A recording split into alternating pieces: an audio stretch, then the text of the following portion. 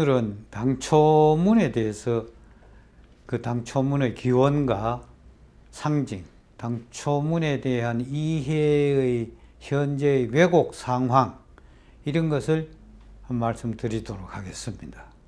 그런데 이 당초문에 대한 해석이 왜 중요하냐 하면요, 그 고대 문화 가운데 가장 많이 등장하는 문양의 하나가 당초문입니다. 고대 문화를 해석하는데 첫째 요건이 문양 해석에서부터 시작해야 된다는 것은 다 아시잖아요. 그런데 그러한 문양 중에 당초문이 제일 많이 등장하는 거예요. 그렇기 때문에 이 당초문에 대한 정확한 해석, 정확한 이해를 좀 해보자는 것이 이 시간의 강의 요점입니다. 현재까지 당초문은 어떻게 해석하느냐 하면, 당초문이라는 당자 때문에 당나라풍이다 또는 이국풍이다, 이국풍의 덩굴이라는 의미로 해석됐었어요. 당초문 그러니까 그 당자 때문에 그게 좀 더 당나라와 연상한단 말이에요. 그래서 당나라 풀의 이름이다. 그렇게 되면은 그 당초라는 것은 당나라 때부터 있었던 풀이다, 풀 문양이다, 이렇게 접수된단 말입니다. 잘못되는 것인데 어떻게 잘못된 것이냐를 살펴보겠습니다. 우선 당초문에 대한 발생과 전파에 대해서 지금까지의 이해는 이렇게 하고 있어요. 당초문은 고대 이집트에서 발생했다. 그게 그리스에 와서 완성되었다.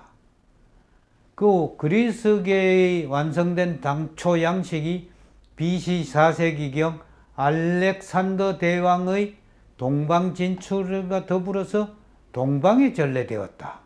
또 한 가지 유형은 스키타이 문화에 전파되어 그 지역의 의장적 특성인 새나 짐승 무늬와 결합되었는데, 그러한 양식이 유라시아 내륙 지방에 널리 퍼졌고, 그것이 다시 중국의 전국시대 미술 등에 영향을 미치면서 우리 고대 미술에도 영향을 주어 고구려 고분 벽화를 비롯하여 각종 금공업 장식 도구, 마구, 말에 쓰는 여러 가지 도구, 금속 용기 등의 문양으로 성행하였다. 이 설명이 민족문화 대백과사전의 설명입니다. 여기서 이제 이렇게 보면은 이 당초문이 서양에서 완성되어서 동방으로, 이제 알렉산더 대왕 때부터 동방으로 전래되어 가지고 그것이 중국에 와서 이제 전국시대, 중국 전국시대에 영향을 미쳤고, 그것이 다시 고구려 고분벽화 등에 나타나기 시작했다 해서 당초문은 서방의 장식문이고 그것이 동방 중국이나 고구려에서 수용된 것이다, 이런 설명이거든요. 그런데 그것을 이제 새롭게 해석해 보자는 것이 저의 견해인데, 어떻게 새롭게 해석해 보느냐. 우선 새롭게 해석해 보기 전에 당초문은 이런 S자형으로 이렇게 이런 문양이 계속 이어지는 거예요. 계속 이어지는데, 이건 팔메트 문양인데, 팔메트라는 것은 뭐냐, 종려나무 잎을 부채꼴로 편 것 같은, 이와 같이 부채꼴로 이렇게 편 것과 같은 동방기원의 식물 문양이다. 원형은, 이거는 또 동방기원이라고 해놨습니다. 원형은 BC 16세기 이집트 로타스에서 발생했다. 동방기원의 식물 문양이라는 것과 이집트 로타스에서 발생했다는 것, 이게 좀 상치되는 견해를 적시해 놓고 있어요. 또 로타스라는 것은 뭐냐, 수련을 로타스라고 합니다. 파피루스와 더불어 고대 이집트의 가장 대표적인 식물이다. 이 로타스는 연꽃은 일출과 함께 개화하므로 태양신과 관계됩니다. 정면에서 보는 문양을 로제트라고 하고 측면 문양을 로타스라고 한다. 이것은 참고로 팔메트와 로타스를 제가 이제 부연 설명하는 것입니다. 그러면 이 당초문을 서방에서 발생해 가지고 동방으로 전래되었다는 기존 학설은 요거예요, 요거. 다시 요약하면 이집트에서 발생했다. 그게 메소포타미아를 해서 거쳐서 그리스로 전달되었다. 그리스에서 로마로, 로마에서 알렉산더 대왕의 동방 진출 BC 4세기, 이때 중앙아시아 동방에 전래되었다. 그것이 중국 육조시대, 앞에서는 육조시대 이전에 전국시대와 춘추시대 때라고 얘기했습니다만, 이것은 조금 후대 육조시대 AD 3, 4세기에 전래되었다. 이렇게 얘기합니다. 하여간 여기서 핵심은 알렉산더 대왕 BC 4세기 때 동방 쪽으로 전래되었다. 요것에서 중심에서 보면 중국 전래는 육조시대보다 이전인 춘추 전국시대다. 예? 춘추 전국시대 때라면 2세기 이전, 3세기, 2세기 때다. 이렇게 설명될 수 있거든요.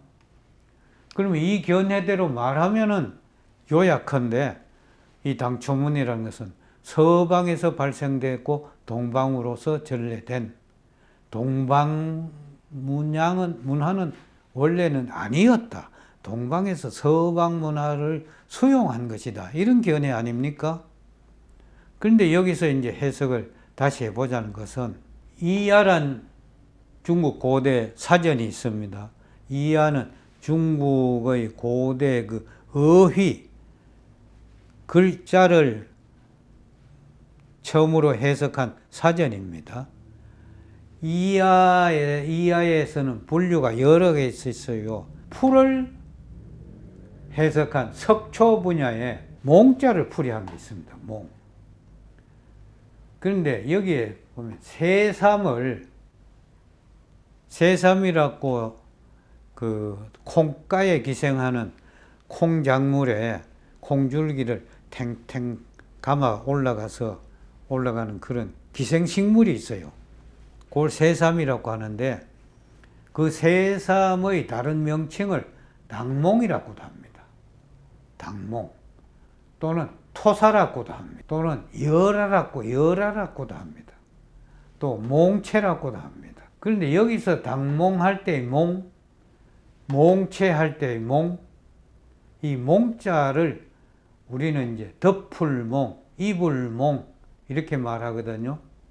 뭐 몽매하다 할 때 몽자가 이 몽자거든요. 근데 이 몽자가 새삼 몽자이기도 해요.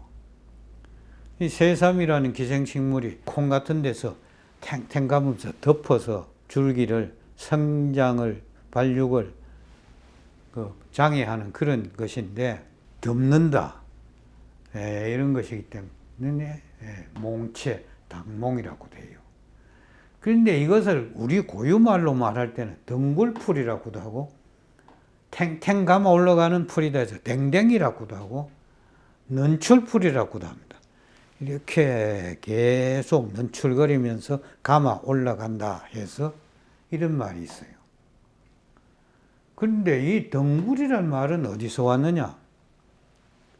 탱그리는 하늘을 몽고로 말할 때 탱그리라고 하거든요. 탱그리의 변음이 덩굴이다. 즉 탱탱 감는 이것은 하늘의 기운을 받은 식물이다.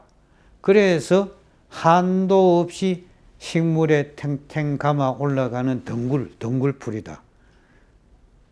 그래서 덩굴은 탱그리에서 온 와음, 변음이라고도 하고 와음이라고도 할 수 있습니다. 그런데 이 탱그리는 당나라 할 때 당 이 글자를 탱이라고도 하는데, 이것은 하늘을 뜻하거든요. 하늘. 이 말에서 온 말이 대가리란 말이 있어요. 우리 머리통을 좀 비속어로 말할 때 대가리라고 하잖아요. 사람 숫자를 헤아릴 때도 대가리, 몇 대가리냐 이걸 한자로는 두라고 하지 않습니까? 머리 두. 이렇게도 말하고, 사람의 숫자를 말할 때 대가리 수효로도 말하고 입수효로도 말합니다. 입수효.